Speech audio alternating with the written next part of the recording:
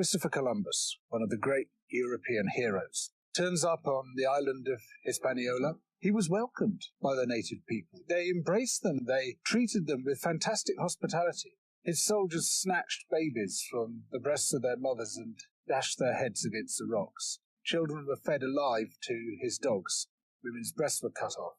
He decided to hang 13 of the Native Americans in Hispaniola to recreate the crucifixion of Jesus, plus the apostles. It's true that the majority of people died there of disease. Disease is introduced by the Europeans unwittingly, but many others were driven to death through overwork, direct murder, through starvation as their resources were taken away. Columbus insisted that everybody bring him a certain amount of gold, and those who failed to do so had their hands cut off.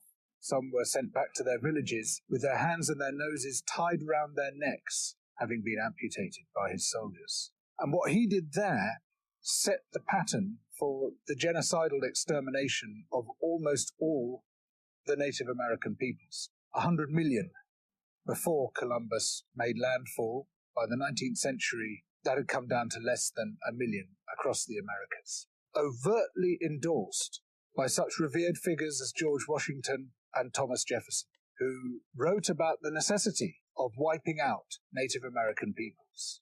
In Britain, we present the colonial project as being about teaching the natives table manners and double-entry bookkeeping. In India, the British manufactured a famine in the 1870s out of nothing. There were food surpluses, massive amounts of food. But the governor, Lord Lytton, insisted that this food be exported wholesale to Britain. The ensuing starvation killed at least 12 million people, possibly as much as 29 million people. All relief works were banned except for hard labour in labour camps, where the inmates received the same rations as the inmates of Buchenwald, and where there was a 94% death rate per year. This was all done in the name of liberal free market capitalism.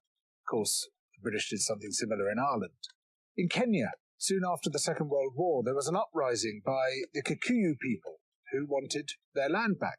The Kikuyu were herded into concentration camps and fortified villages, almost the entire population of over 1 million people. People were systematically tortured to death. They invented a new kind of pliers whose purpose was first to crush men's testicles and then to cut them off.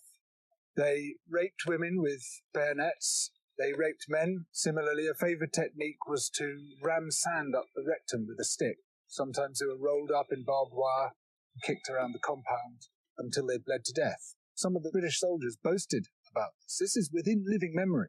The colonial secretary lied about it. The papers documenting it were burnt.